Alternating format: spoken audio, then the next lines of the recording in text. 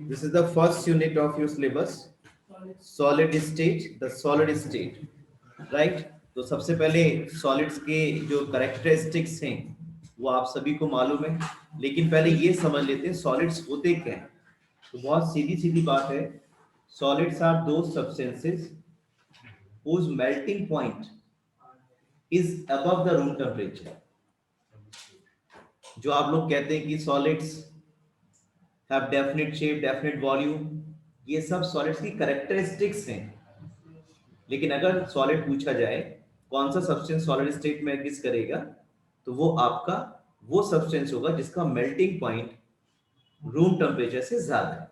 जाहिर सी बात है, रूम टेम्परेचर से कम मेल्टिंग पॉइंट होगा तो बेचारा मेल्ट हो जाएगा, लिक्विड स्टेट में एग्जिस्ट करेगा।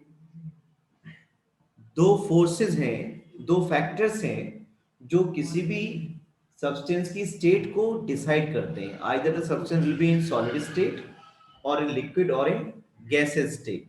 वो दो फैक्टर्स हैं आपके इंटरमॉलिक्यूलर फोर्सेस ऑफ अट्रैक्शंस और दूसरा काइनेटिक एनर्जीज। तो जिन सब्सटेंसेस में इंटरमॉलिक्यूलर फोर्सेस ऑफ अट्रैक्शन बहुत स्ट्रॉन्ग टाइप के होते हैं और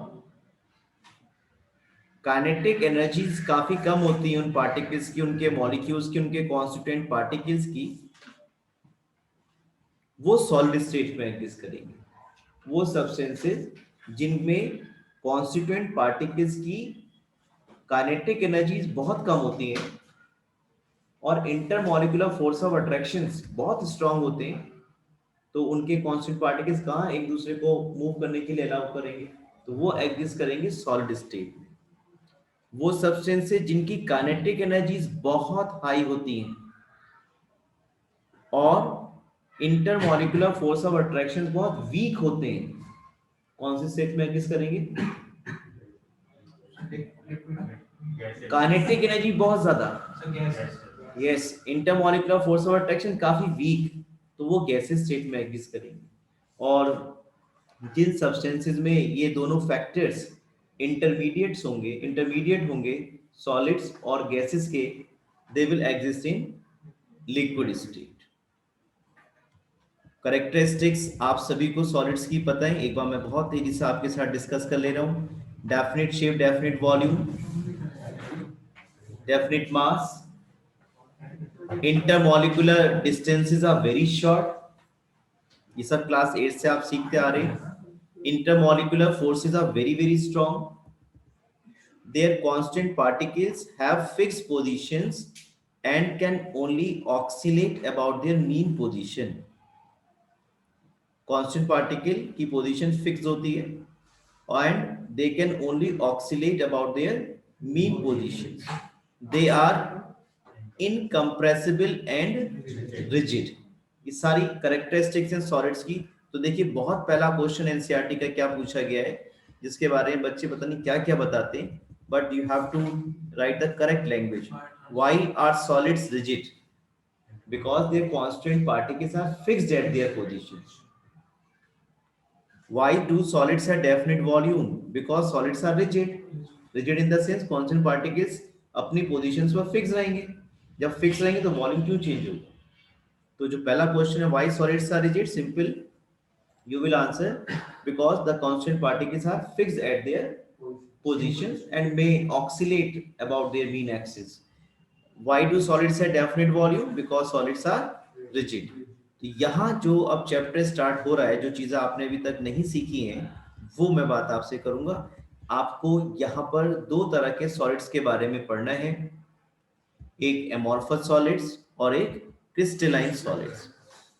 बहुत सिंप्लिसिटी के लिए मैं आपको बता दूं, जब आप किसी एग्जाम में अपीयर होने जाते हैं तो उसमें जिस हॉल में आप एग्जाम देते हैं there is a definite seating arrangement and you have a definite seat और डेफिनेट प्लेस टू सिट। तो वो जो अरेंजमेंट है आपका, वो है आपका क्रिस्टलाइन फॉर्म। और अगर आपका रिसेस चल रहा हो स्कूल में, इंटरवल चल रहा हो, तो जिसका जहां मर्जी आती है वहां जाता है, कोई रेगुलर अरेंजमेंट तो रह नहीं जाता है, तो वो आपका कौन सा हो गया? एमॉर्फस। ठीक है, जब आप अपने स्कूल की असेंबली में हैं तो असेंबली में आपकी एक प्रॉपर पोजीशन होती है, वहीं पर आप खड़े होते हो, उसी रो में आप लगते हो। तो वो हो गया आपका क्रिस्टलाइन फॉर्म। और जब आप रेसिस चल रहा है ना, या टूर पे चले गए आप, तो वहां पे कोई डेफिनेट अरेंजमेंट तो रहेगा नहीं। कॉन्स्टेंट पार्टिकल जिसके मर्जी जहां वहां चला जाता है। जहां पे इरेगुलर अरेंजमेंट रहेगा that would be the amorphous form, और जहां पे डेफिनेट अरेंजमेंट रहेगा that would be the crystalline form. ठीक है, क्रिस्टलाइन सॉलिड्स में और एमॉर्फस सॉलिड्स में डिफरेंसेस हैं, उनके बारे में बहुत तेजी से मैं आपको बताता हूं। जो क्रिस्टलाइन सॉलिड्स हैं उनमें आप देखेंगे जो कांस्टेंट पार्टिकल्स हैं उनका एक रेगुलर अरेंजमेंट आपको ऑब्जर्व होगा। मैं ये ऑन पेपर कुछ आपको बना के दिखाने की कोशिश कर रहा हूँ। ये जितने भी डॉट्स, जितने भी पॉइंट्स मैं बना रहा हूँ, ये कांस्टेंट पार्टिकल की लोकेशन बता रहा है, साइड बता रहा है कि यहाँ पर एक कांस्टेंट पार्टिकल प्रेजेंट है। आप देख सकते हैं ये एक ऑर्डर जो आपको सामने स्क्रीन पर बन रहा है, it is a regular order. और अगर एमॉर्फस में आप चलेंगे, एमॉर्फस सॉलिड्स में आप देखेंगे तो एमॉर्फस सॉलिड्स में इस तरह का, हाँ, कोई भी एक रेगुलर अरेंजमेंट आपको नहीं मिलेगा। आप देख सकते हैं कोई रेगुलर अरेंजमेंट नहीं मिल रहा है। ऐसा लग रहा है किसी चींटी को इंक में भिगो के छोड़ दिया, जहां वो जा रही है जा सकती है। तो इस तरह से ये आपके पास एक इरेगुलर अरेंजमेंट कांस्टेंट पार्टिकल्स का एमॉर्फस सॉलिड्स के केस में आपको मिलता है। और क्रिस्टलाइन में जैसा कि आप देख पा रहे हो, there would be a regular arrangement of constant particles। मैं अगर इस ऑर्डर को और एक्सटेंड कर दूं, इस सॉलिड में किस जो कांस्टेंट पार्टिकल्स का जो ऑर्डर है उसको और ऑब्जर्व करें, क्रिस्टल में आगे की तरफ मूव करें, लॉन्ग रेंज ऑर्डर तक मूव करें, तो भी आपको सेम पैटर्न ही मिलता है। तो इस तरह से आप कह सकते हैं crystalline solids possesses long range order.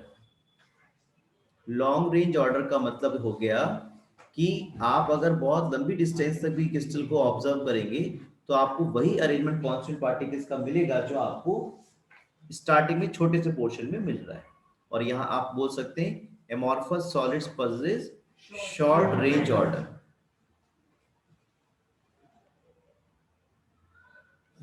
जैसा आप यहां देख सकते हैं क्रिस्टलाइन सॉलिड्स के केस में अगर आप किसी भी एक्सिस के अलॉन्ग मूव करें, जैसे आप इस एक्सिस के अलॉन्ग मूव करें, तो आप देखिए यहां पर पार्टिकल है, फिर काफी गैप के बाद पार्टिकल है, फिर काफी गैप के बाद पार्टिकल है, और इस एक्सिस के अलॉन्ग फिर पार्टिकल पड़ा ही नहीं।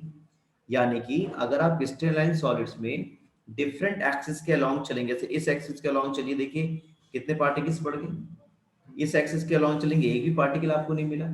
तो जब आप क्रिस्टलाइन सॉलिड्स में ऑब्जर्व करेंगे, डिफरेंट एक्सिस के अलॉन्ग मूव करेंगे, तो आपको इरेगुलर अरेंजमेंट मिलेगा कांस्टेंट पार्टिकल्स का अलॉन्ग डिफरेंट एक्सिस। जबकि एमॉर्फस में क्या है, सब गड़बड़ी है, सब जगह इरेगुलरिटी है, यानी कि एक सा पैटर्न आपको मिलेगा एमॉर्फस सॉलिड्स के केस में।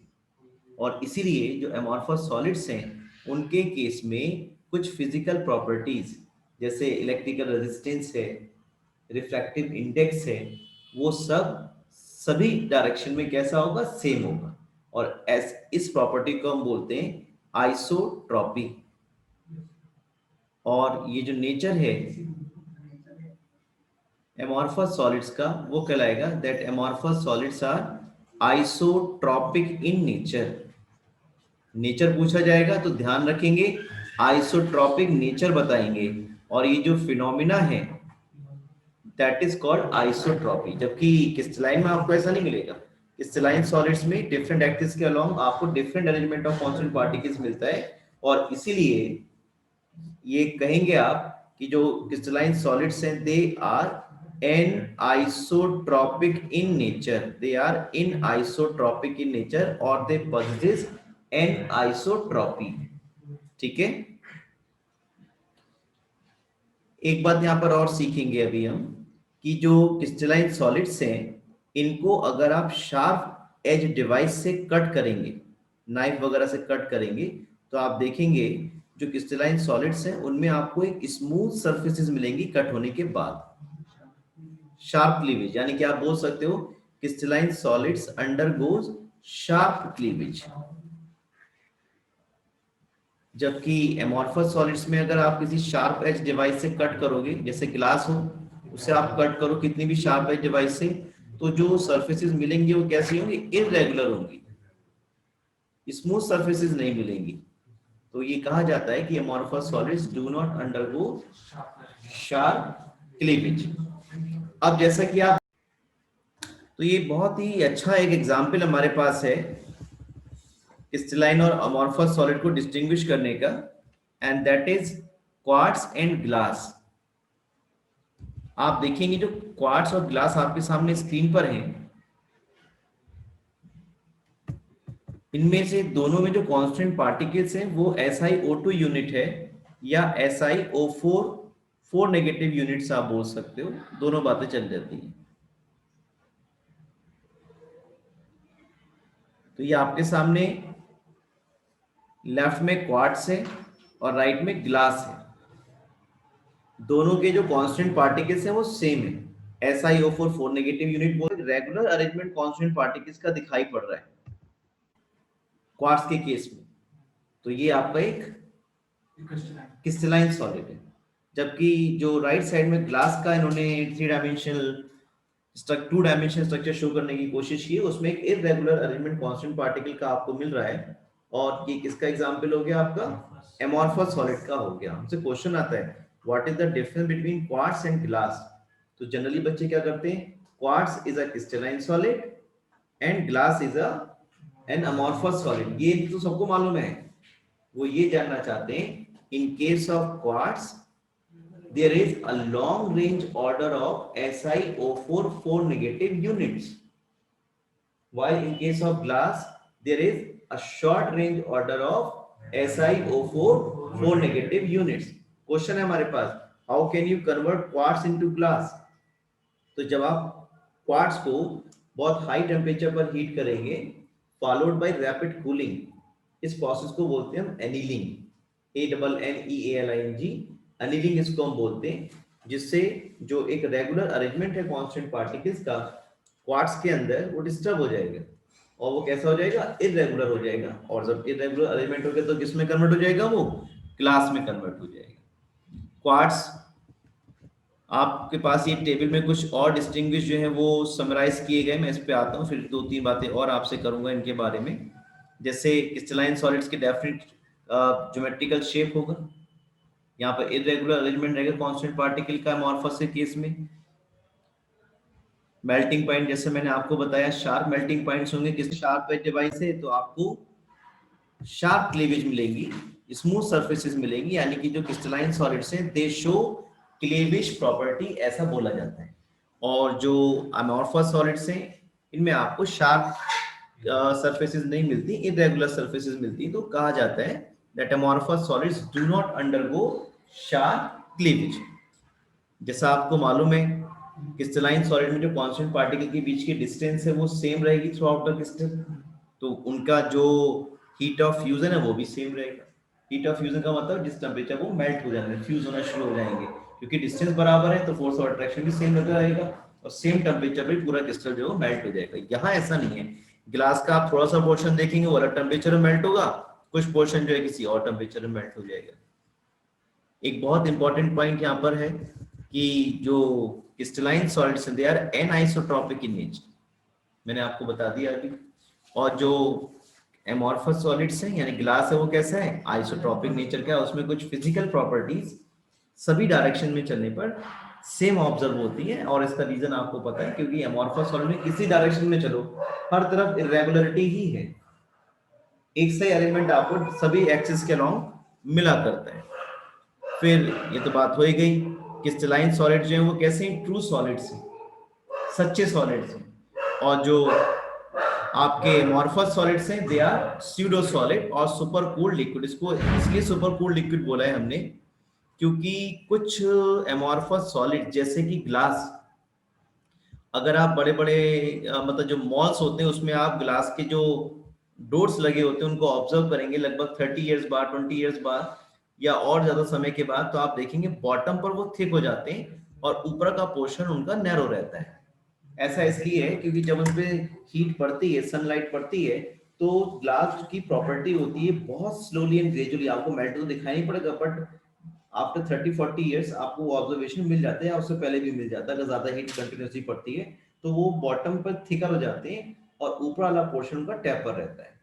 ऐसा सिर्फ इसलिए है क्योंकि ग्लास की प्रॉपर्टी है to flow like a liquid. Flow करने की प्रॉपर्टी सॉलिड्स की बिल्कुल नहीं है। फ्लो करने की प्रॉपर्टी किसकी होती है? लिक्विड्स की।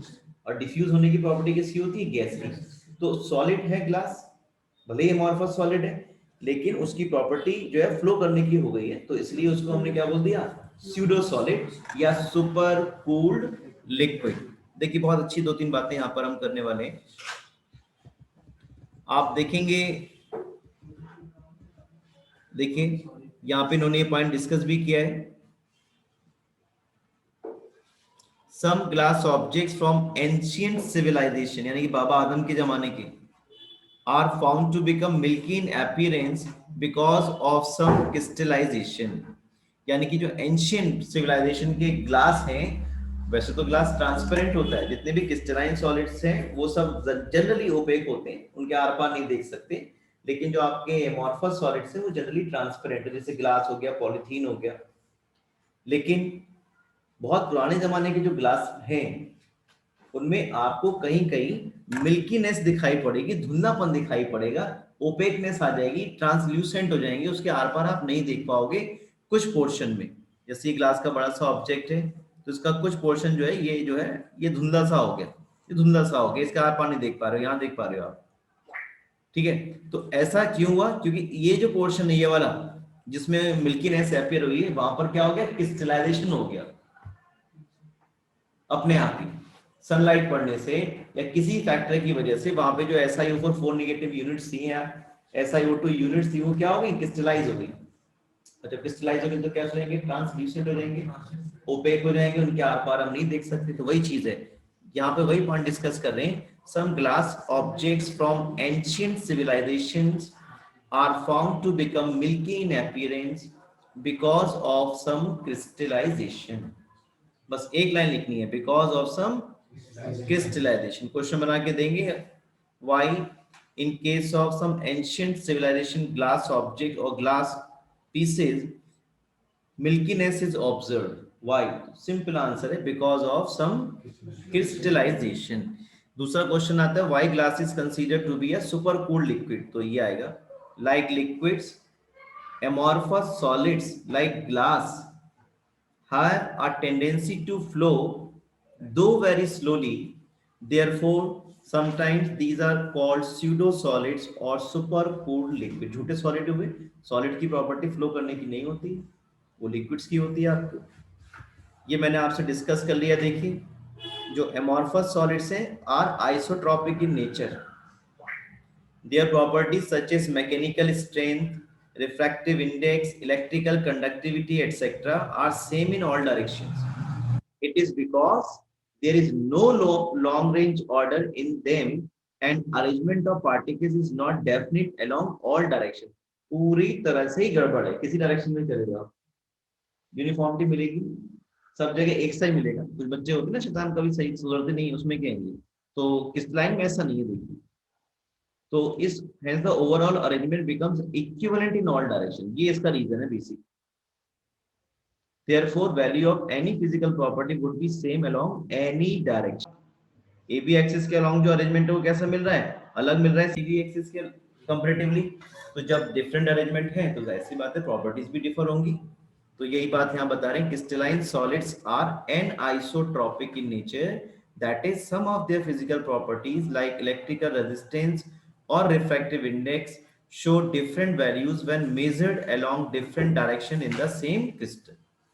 This arises from different arrangement of particles in different direction। ये इसका बेसिक रीजन लिखने हैं, why crystalline solids are anisotropic in nature। अगर क्वेश्चन मिलता है आपको तो आपको ये लाइन लिखनी है, because of different arrangement of particles along different axes, right? तो ये बात आपसे होनी थी। अब हम कुछ जल्दी जल्दी इनके कुछ क्वेश्चंस देख लेते हैं। In text question, classify the following as amorphous और क्रिस्टलाइन सॉलिड्स। ये बहुत आसान है आपके लिए, इसमें आप बस 3 बातें याद रखने वाले हैं। ग्लास, जो भी आपको वर्ड पॉली लिखा मिल जाए, यानी कि जो भी पॉलीमर होगा वो सब कैसे होंगे आपके एमॉर्फस सॉलिड्स होंगे। अब तो देखिए बहुत आसान आपके लिए हो गया। Polyurethane, yes amorphous. Naphthalene crystalline solid है। Benzoic solid, benzoic acid crystalline solid है। टेफ्लॉन पॉलीमर है, बताइए बोलिए। आपने देखो टेफ्लॉन की कोटिंग होती है, बाइक पर कार पर एक्स्ट्रा पैसे लेकर के करके देते हैं वो लोग। आपके घर में जब प्लम्बर आता है तो एक टेप लेकर के आता है व्हाइट रंग का, पहले तो धागा लगा देते हैं, अब तो फैशनेबल हो गया वो भी। तो वो एक टेफ्लॉन का टेप लेकर के आता है, उसको पहले उसको बेंड करेगा, उसको बेंड टाइप का उसको करेगा और फिर उसके ऊपर टोटी को या जो टैप है उसको चढ़ाता है। पोटेशियम नाइट्रेट क्रिस्टलाइन सॉलिड है। के पॉजिटिव NO3 नेगेटिव आयनिक सॉलिड है। सेलोफेन, ये मेम्ब्रेन होती है, जल्दी बताएं, ट्रांसपेरेंट होती है, बोले एमॉर्फस। ये बच्चे जनरली भूल जाते हैं, इसको आप ध्यान रखने वाले हैं। सेलोफेन मेम्ब्रेन एमॉर्फस है। Polyvinyl chloride, refractive index of a solid is observed to have same value along all directions. Comment on the nature of this solid. Would it show cleavage property? पहले पहली बात से निपटती थी, किसी भी solid का refractive index सभी direction में कैसा है, सेम है। बताओ आपको बात समझ में आती है, अमॉर्फस सॉलिड है।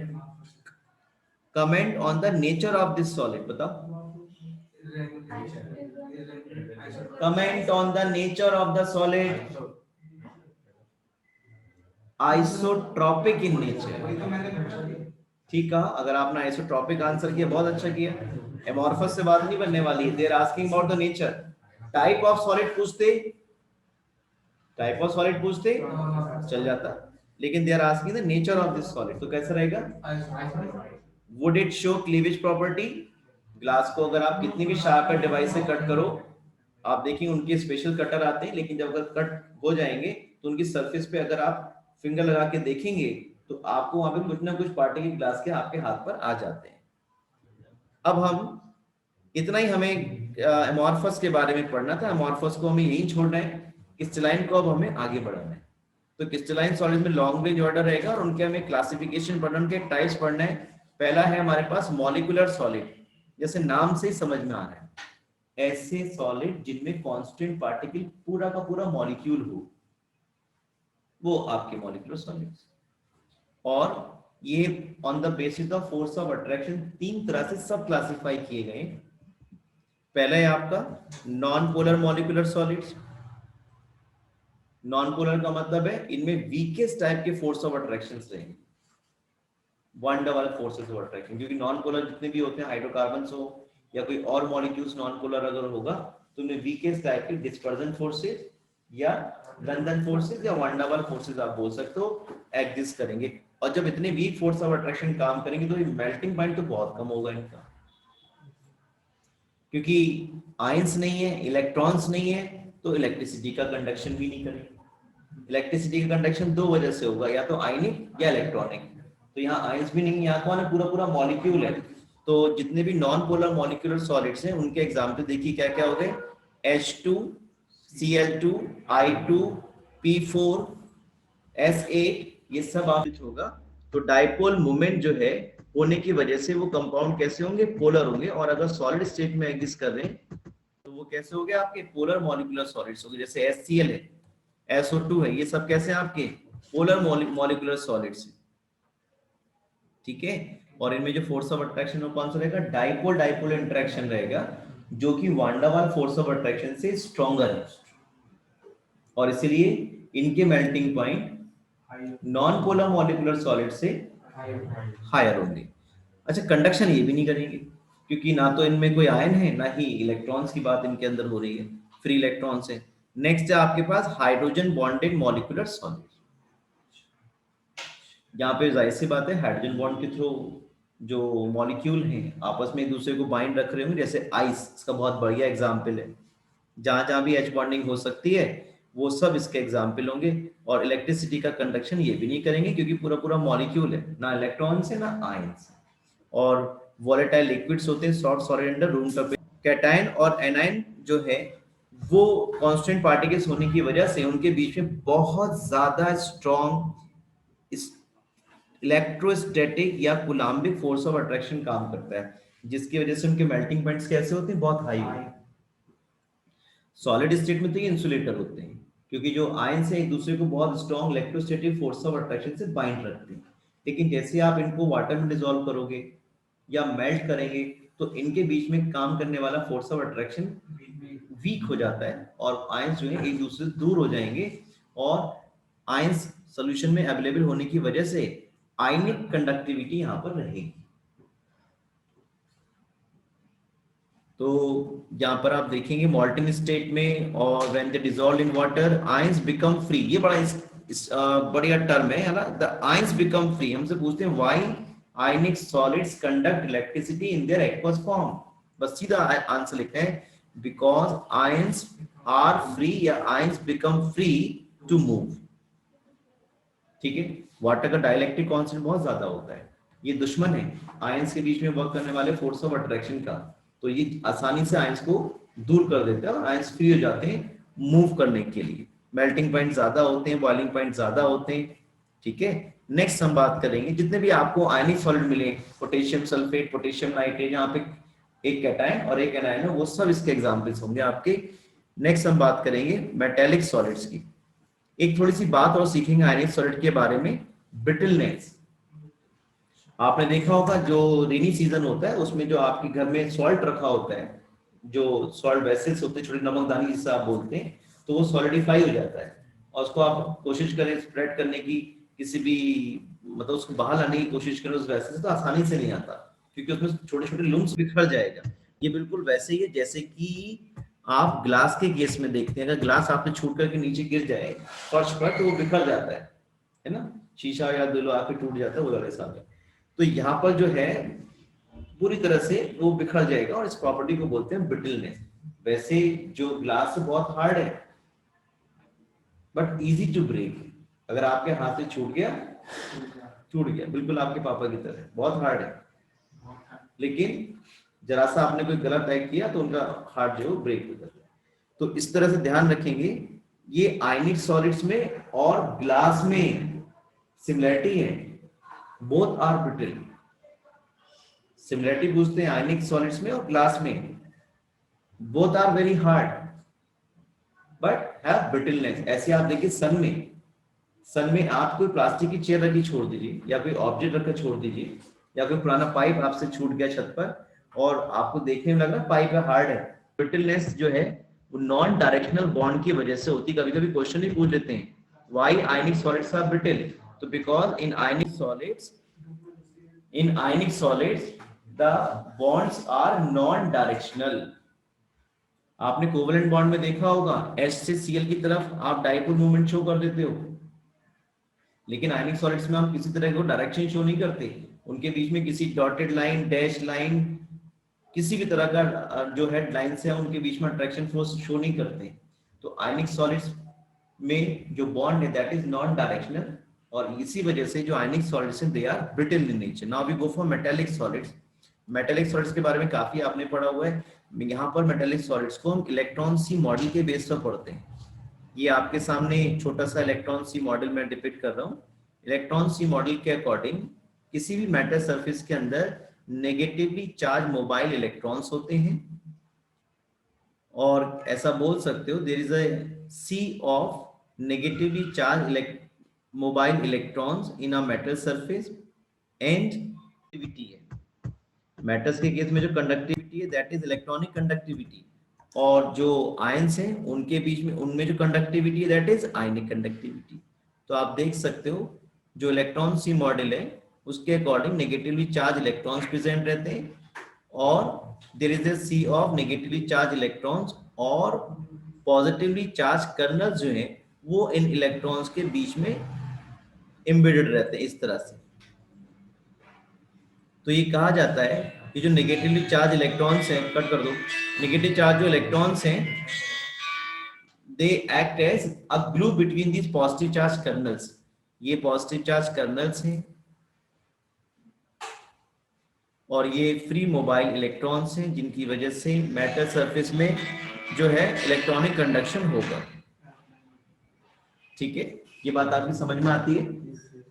मेटल की बाकी प्रॉपर्टीज आपने पढ़ी है कि metals are good conductor of electricity, malleable है, डक्टाइल है। मैलिएबल का मतलब है you can draw into thin sheets, ductile का मतलब क्या है, थिन वायर्स में आप उनको ड्रॉ कर। मेटल्स के जो मेल्टिंग पॉइंट्स हैं वो काफी हाई होते हैं। ऐसा इसलिए है कि जो फोर्स ऑफ अट्रैक्शन इलेक्ट्रॉन्स की मॉडल के अकॉर्डिंग नेगेटिवली चार्ज इलेक्ट्रॉन्स और पॉजिटिव चार्ज कर्नल के बीच में वर्क करता है, that is called metallic bond. और मेटेलिक बॉन्ड एक स्ट्रॉन्ग टाइप का बॉन्ड है, इसलिए मेटल्स कैसे होते हैं, हार्ड होते हैं। यहाँ पे जो मरकरी है वो एक्सेप्शन है, ठीक है। कोवलेंट और नेटवर्क सॉलिड, जैसा कि नाम से समझ में आ रहा है इनके बीच में जो बॉन्ड्स होंगे वो कोवलेंट होंगे, वेरी गुड। और यहाँ जो कांस्टेंट पार्टिकल्स हैं वो क्या है, एटम्स हैं। आपने मॉलिक्यूलर सॉलिड सबसे पहले पढ़े, उसमें कांस्टेंट पार्टिकल मॉलिक्यूल्स थे। सेकंड आपने पढ़ा व्हाट, आयनिक सॉलिड्स, उनमें कांस्टेंट पार्टिकल आयंस हैं। थर्ड आपने पढ़ा मेटालिक सॉलिड्स, उसमें constant particle positive charge colonel's and negatively charge free mobile electrons हैं। और कोवलेंट में एटम्स हैं और इनके बीच में नेटवर्क ऑफ कोवलेंट बॉन्ड रहेगा। नेटवर्क ऑफ कोवलेंट का मतलब बहुत लार्ज नंबर में कोवलेंट बॉन्ड रहेगा। और इस बात को ध्यान रखेंगे, जहां भी नेटवर्क ऑफ सिलिकॉन कार्बाइड, उसका मेल्टिंग पॉइंट लगभग 3000 केल्विन से ज्यादा रहेगा। तो इस बात को ध्यान रखेंगे, जहां भी टर्म आएगा एक्सट्रीमली हाई मेल्टिंग पॉइंट या एक्सट्रीमली हार्ड, तो वो कौन होंगे, कोवलेंट या नेटवर्क सॉलिड होंगे। ये भी इनमें कांस्टेंट पार्टिकल क्या है, एटम्स हैं, इंसुलेटर्स होंगे, नॉन कंडक्टर होंगे। लेकिन दिक्कत क्या है, ग्रेफाइट एक एक्सेप्शन यहां पर मिलता है आपको। ग्रेफाइट में पाई बॉन्ड इलेक्ट्रॉन क्लाउड होने की वजह से, हाँ बिल्कुल, एक इलेक्ट्रॉन फ्री होने की वजह से पाई इलेक्ट्रॉन क्लाउड प्रेजेंट रहता है ग्रेफाइट के स्ट्रक्चर में, इसलिए गुड कंडक्टर ऑफ इलेक्ट्रिसिटी होता है। और ग्रेफाइट के स्ट्रक्चर में आपने देखा है हेक्सागन जो है वो एक दूसरे से weak one double force of attraction से अट्रैक्ट रहते हैं, जिसकी वजह से वो एक दूसरे के ऊपर स्लिप कर सकते हैं। ये जो ऊपर लेयर्स दिख रही हैं आपको, ये इनके ऊपर स्लिप कर सकते हैं, और ऐसा होने पर लुब्रिकेंसी आ जाती है। ऐसा होने पर लुब्रिकेंसी जो है वो ग्रेफाइट के स्ट्रक्चर में आपको ऑब्जर्व होगी। एक छोटा सा एग्जांपल, बच्चे बड़ी गलती कर जाते हैं, वो है हमारे पास aluminium. Classify the following solids in different categories based on the nature of intermolecular solid. Potassium sulphate K positive, SO4 2 negative, बोलिए ionic solid. Tin metallic solid. Benzene पूरा का पूरा मॉलिक्यूल कंट्रीब्यूट करता है, non polar. C6H6 non polar molecular solid है। Urea non polar molecular solid है। Ammonia hydrogen bonded molecular solid है, या डाइपोल, बल्कि इसको आप ऐसा बोले पोलर मॉलिक्यूलर सॉलिड है। Water hydrogen bonded molecular solid. Zinc sulphide Zn2 positive, S2 negative, ionic. Graphite yes covalent या नेटवर्क। रुबिडियम मेटल है, lithium sodium potassium rubidium caesium francium, तो ये मेटालिक सॉलिड है। आर्गन नोबल गैस है, non polar molecular solid. Silicon carbide SiC, yes network या covalent solid. Solid A is very hard electrical insulator in solid as well as in molten state and melts at extremely high temperature। देखिए मॉल्टिन में भी आपका insulator है और मॉल्टिन form में भी insulator है। आयनिक अगर होता तो मॉल्टिन में कंडक्टर हो जाता, तो इसलिए ये क्या हो गया आपका, नेटवर्क सॉलिड हो गया। वेरी हार्ड का मतलब नेटवर्क हो गया, कोवेलेंट सॉलिड हो गया। जैसे सिलिका है SiO2, वो भी आपका नेटवर्क सॉलिड, बहुत हाई मेल्टिंग पॉइंट होता है सिलिका का। आपने देखा मूंगफली भुनने का काम आता है रेत, सॉल्ट और रेत सिलिका को मिला करके मूंगफली भुनने काम में लेते हैं, क्योंकि जो सिलिका का मेल्टिंग पॉइंट है वो नेटवर्क सॉलिड होने की वजह से, SiO2 का नेटवर्क सॉलिड होने की वजह से मेल्टिंग पॉइंट बहुत हाई हो गया है। Next is ionic solids conduct electricity in molten state but not in solid state. Explain why. Yes, ions are not free to move in solid state, but in molten and the aqueous form ions become free to move. What type of solids are electrical conductors, malleable and ductile? Yes, बोलिए कौन से solids malleable होंगे, conductor होंगे, ductile होंगे? Yes metallic solids होंगे। कुछ exercise से question बहुत जल्दी से हम देख लेते हैं, जो भी अभी तक हमने पढ़ा है उससे रिलेटेड जो सॉलिड्स हैं, उनसे क्वेश्चन कैसे आते हैं? Define the term amorphous, give a few example of amorphous solid. तो आप बताएंगे amorphous solids possesses short range order, they don't have a regular arrangement of constant particle, और आप ऐसा लिख सकते हैं they have irregular arrangement of constant particle in 3-dimensional space। Example आपको मालूम है, ऑल पॉलीमर्स, रबर, प्लास्टिक, ये सब पॉलीमर्स में आते हैं। Glass, what makes a glass different from a solid such as quartz, क्या चीज ग्लास को क्वार्ट्ज से डिफरेंट बनाती है? तो बच्चे क्या करते हैं, वही बेवकूफी दिखाते हैं, glass is an amorphous solid, quartz is a crystalline solid. ये नहीं जानना चाह रहे हैं क्या चीज उसको डिफर बना रही है। इन case of glass, silicon tetra oxide SiO4 negative या SiO2 possesses short range order, और क्वार्ट्ज के अंदर SiO4 negative possesses long range. ये डिफरेंट बना रही है इसको, है ना। Under what condition could quartz be converted into glass? On heating at very high temperature followed by rapid cooling. This process is known as annealing. Classify solid as ionic, metallic, molecular network, tetra, phosphorus, deca oxide. जहां देखिए दोनों non metal हैं, P4O10 दोनों non metal हैं, बहुत अच्छे समझिए। Ionic bond हमेशा मेटल नॉन मेटल के बीच बनेगा। फास्फोरस और ऑक्सीजन दोनों कैसे हैं? नॉन मेटल हैं। बोलिए क्या कोवलेंट हो सकता है? कांस्टेंट पार्टिकल मतलब एटम्स हैं केवल, ये तो पूरा मॉलिक्यूल लग रहा है। नॉन पोलर मॉलिक्यूलर सॉलिड है। Ammonium phosphate NH4 positive PO4 3 negative, अरे NH4 पॉजिटिव PO4 3 नेगेटिव, आयनिक सॉलिड। सिलिकॉन कार्बाइड नेटवर्क या कोवलेंट सॉलिड I2, अरे I2 तो नॉन मेटल है, अकेला एटम है, पूरा मॉलिक्यूल है। Yes, non polar molecular solid P4, non polar molecular solid. Plastic, amorphous, graphite, covalent या नेटवर्क। ब्रास, मेटालिक, क्योंकि ये कॉम्बिनेशन है, एलॉय है ना, जिंक और कॉपर का, दोनों मेटल्स ही है। Rubidium, metallic solid. Li positive Br negative, metal non metal, ionic. Silicon, covalent या नेटवर्क। ये बहुत अच्छी बात यहाँ सीखेंगे कि जो एमॉर्फस सिलिका है, it is used in making photovoltaic cells. आजकल जो सोलर पैनल्स हैं वो काफी यूज में आ रहे हैं, काफी जिन लोगों को अवेयरनेस है वो सोलर पैनल घर में लगवा रहे हैं, इलेक्ट्रिसिटी का कंजप्शन कम से कम हो।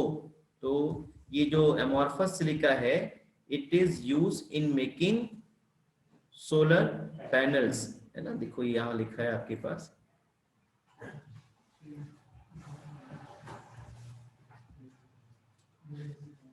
amorphous solids are useful materials. Glass, rubber, plastic find many applications in our daily life.